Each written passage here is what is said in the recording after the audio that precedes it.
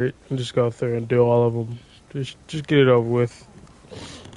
Well, so far we're gonna start with Victor. I was thinking about starting off with like Kazuya, because there's certain parts I would like to understand as far as like string knowledge or what you can and can't step. There's certain characters with matchups because I play Jin and Yoshi, right? So if I can, let me see. I'll just select it real quickly. I play Jin and Yoshi, and I like those two characters because they have specific traits about them and they have like cool aesthetics. That's just who I am as a person, right? But something that I found that I really appreciate about Devil Jin is sidestep 2, right?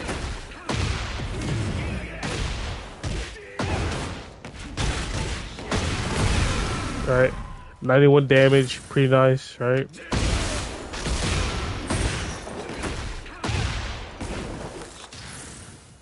Uh,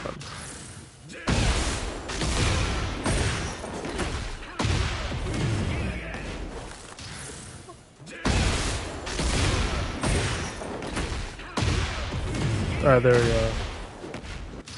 Oh, I fucked it up.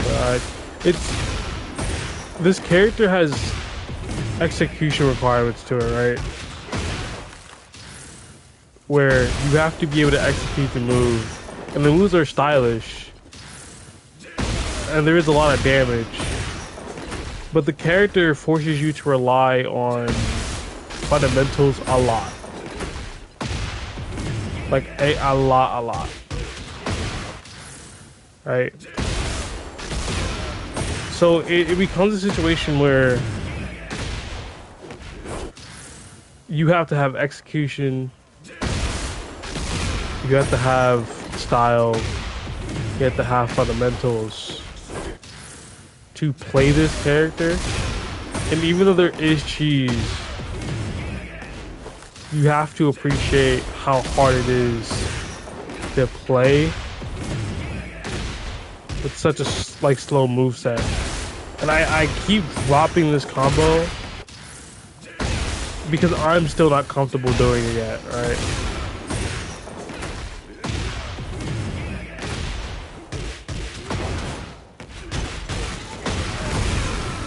Alright, then we follow it up with this. Right. You get the point. I find the aesthetic of Yoshi, I find the aesthetic of Devil Jin very interesting. And the fact that this move is off of a sidestep means that you can do a sidestep of someone's move, like a grab or something, on a read, because it is indeed a read. If it's blocked, -22, you're dead. So like, it's one of those like skill things of having a good read on your opponent. When are they gonna step? Playing fundamentals. You have no lows in this character. I know this is supposed to be about Victor, but the point that I'm making is just like Yoshi, the more you lab on characters, the more you can find out about like certain matchups, right? And you'll learn things like every day. Like for example, in the Devil Jin versus Yoshi matchup, Yoshi can parry his stance. So if I do record,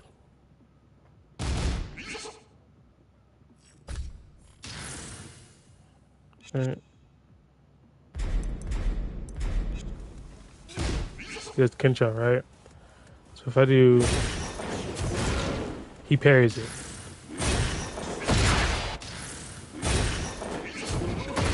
Parries 4, doesn't parry 3, doesn't parry 1. And it's like, okay, so what? Fly 2 is what you would use to lock people down, right? Fly 4 will be used for mix-ups. Right, 3 catches them.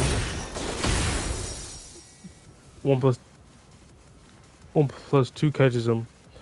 But knowing or having the knowledge that, hey, if a Devil Jin is using 2 as a safe check, if he just uses fly 2, -9 on block, you can parry. And then there's another interaction which isn't really that too complicated. Flash. You can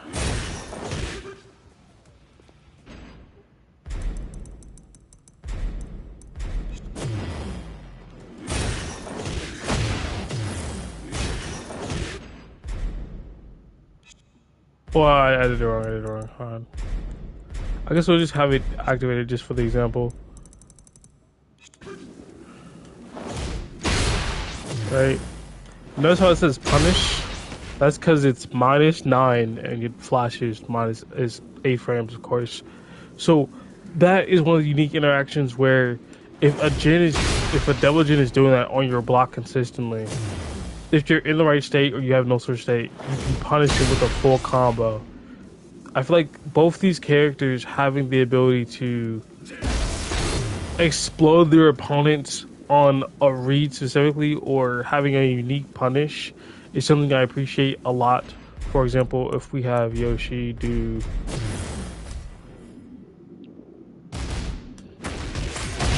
this move here,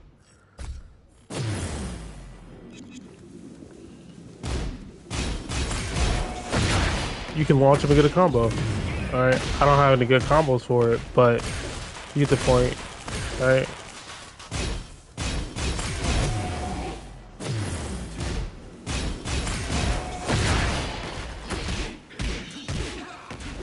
You get the point.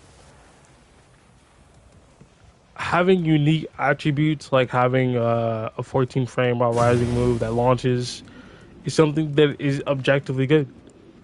It makes it that anything that's -14 you can launch. I mean, that's what the move does, obviously, but it expands what you can and can't do. The same way that Yoshi's Flash expands what he can and can't do. It having that tool, having things like Sidestep 2, having these call outs or having these like great punishment is really cool to me. It's really enjoyable for me. Probably not so enjoyable for anybody else. Like getting flashed by Yoshi because you decided to do your safe mid that leaves you range 0 and getting launched for it definitely must be a pain. Like Alyssa's who do that one chainsaw move that leaves them -8. It's a mid safe on block. That move specifically, you can flash it. I think I've covered that in the video before. So it's stuff like that. That's what I'm looking for in characters that I would want to play personally. Aesthetic, unique abilities, and overall like I'd say like fundamental-ish gameplay. And I know you think like, oh, it's Yoshi, Unga Bunga, but behind the Unga Bunga, there's like, I cannot do this stuff, or I'm getting away because I'm violating these rules of the fundamentals. That's what I'm getting away with it, or this is this setup. Because since Yoshi is like so gimmicky, it's very hard to fight against them if you don't know the matchup. It's very hard to fight against them if the Yoshi's like half decent and is like flowcharting if you don't know the matchup. But it's still a gimmick. The second you learn the matchup, like for example,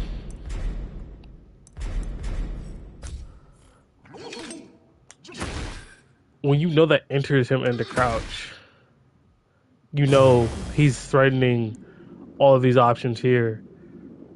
But if it's just a basic flowchart that you've seen before, block launch him for that, right? Launch. Launch. Launch. Not launch. Well, for Devil Jin, that's a launch. Right? And then the further you go, it's like, okay. They're they know you have that expectation, so they try to subvert it. Launch, punish, right? And that's the general idea. Where if if you can identify that, they're probably gonna do the low from flea. Like you'll have to go farther and farther up for more and more mixes. But once you see most Yoshis, you kind of get the picture. You get the setups, right? And unlike a character like Asuka, where you know the setups, you just can't do shit about it. If you know the setups on Yoshi, you can just do shit about it. You can just stop all of it. You can just like even what was it like I'm trying to think. Like it was like sword sweep. You could just back out of. So if I do recording,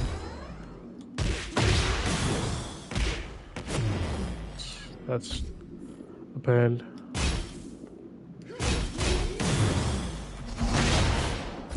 Right, that's one option. And then I do the launcher.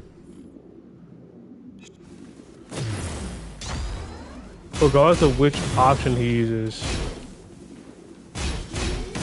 Oh, I can't do it in the corner for one of them. You can backdash. Right?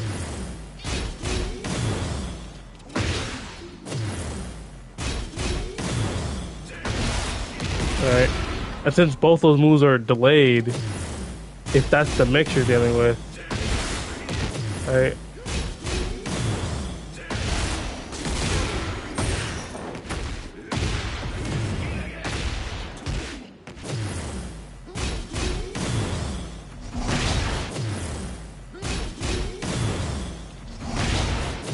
This is a way you can sidewalk. Hold on.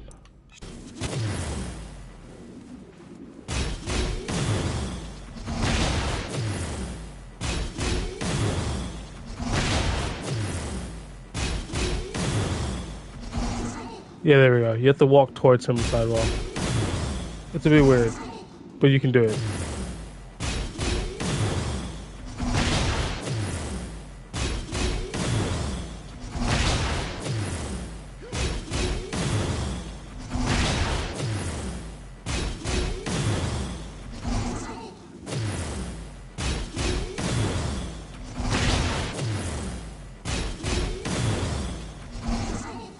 Yeah.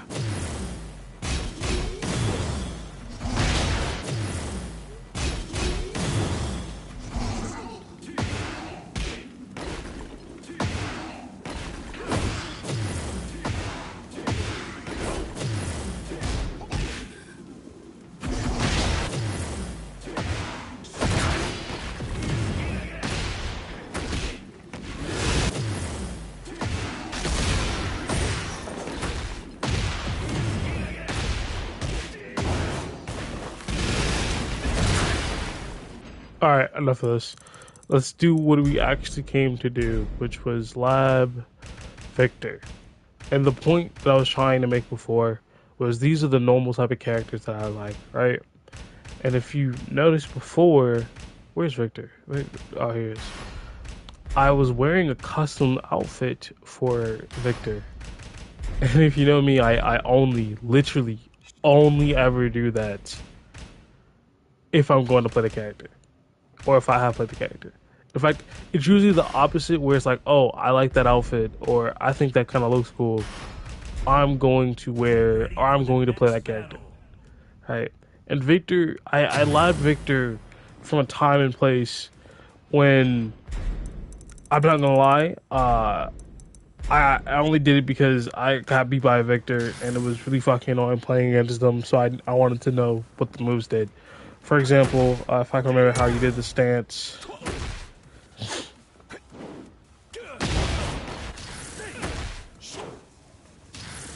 If I can remember. Oh yeah, I cannot remember for the life of me how to do the stance.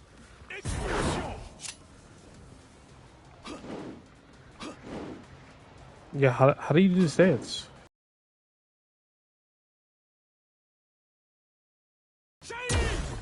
It's something simple, bro. I know it is.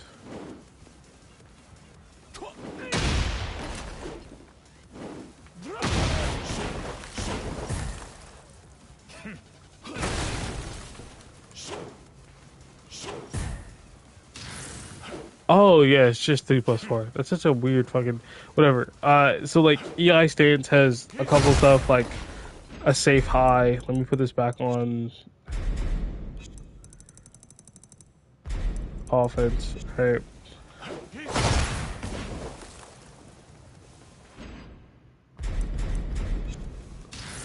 So there's a safe high. There's a mid launcher. There's I want to say a mid,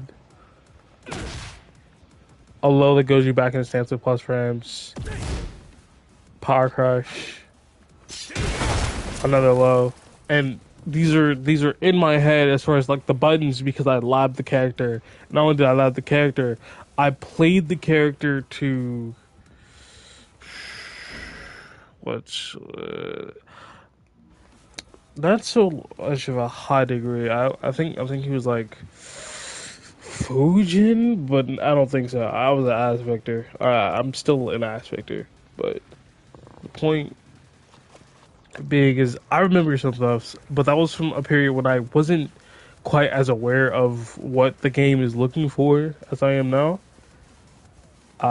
There's things that I'm going to take into account now that I literally did not or would not think of before. Can I tell you exactly what off the top of my head? Nope.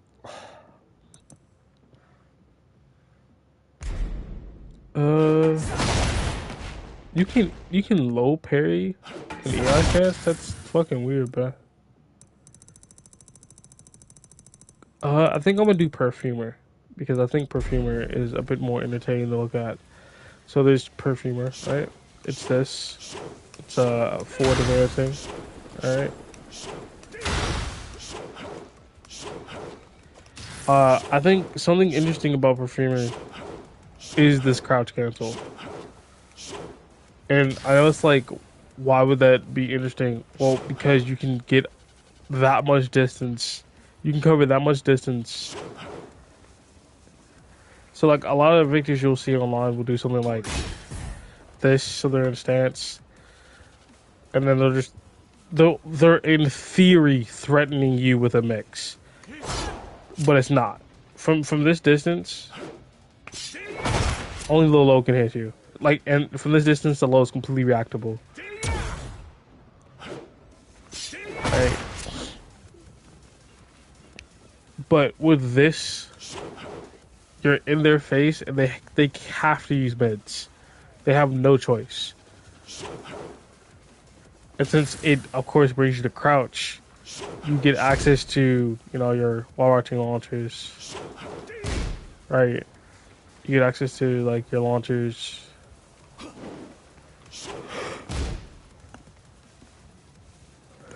Different stuff.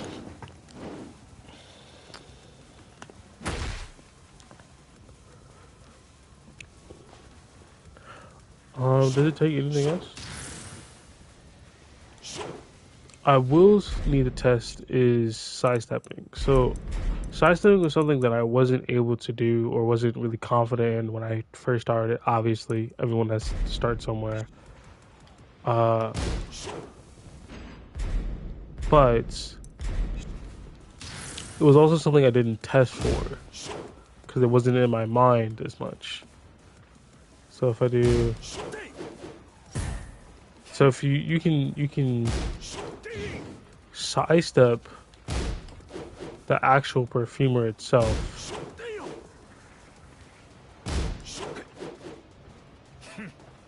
So this is be one of those breakpoints for a combo where it's just like, okay, I know he's gonna go into perfumer raw at this point. You can input a sidestep on that timing, sidestep all of the option he has, launch him. And it's just one of those things where newer me wouldn't have thought of it that way. Like I would have like, oh yeah, you could sidestep part of it probably, but not like, hey, bro, you're being pressured by a sequence that could be sidestepped on like 3 different points. Come on, man. Like, just do something. First move into Perfumer is 1. It's a low. And it leaves you plus. So, +4 on hit. Question is, what is it on block? I think that's a genuine question that I need to ask myself more. Alright.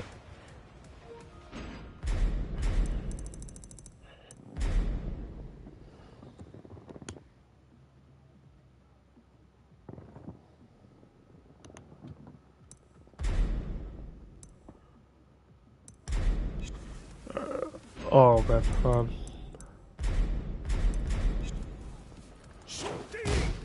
yeah, there we go. So it's -12. Literally, no one is getting a good punish. No one is getting a good punish, but it's still good to know because when he does the move, that means it's your turn, and you get a guaranteed punish, right? And if he hits, of course, he's +4, and that's his 15 frame launcher. That's his 14 frame counter hit launcher. That's his 11 frame kick. That's a 14 frame kick. All of his things are really quick. All his moves from Mount Rising are relatively quick. So being -4 from a move from stance that honestly kind of has crazy reach and high evades the entire time. It's definitely something to think about. I'm not gonna lie. It's 19 frames, but 19 is still incredibly quickly. It's still incredibly quick.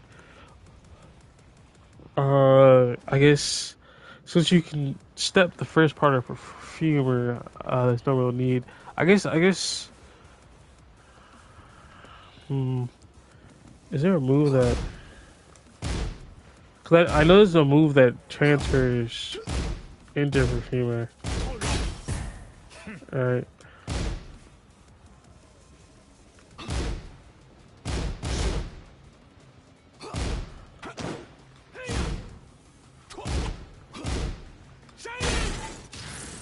Oh, I can't really think of it at the moment. Perfumer 221. And if you just do 2-2, goes into EI stance.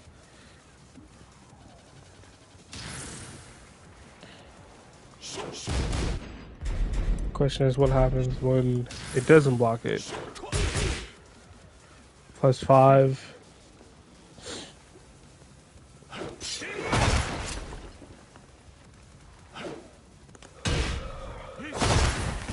Yeah, +5 does wonders for this. Yeah, I'm already bored. Jesus, I can't complete a single one of these, can I?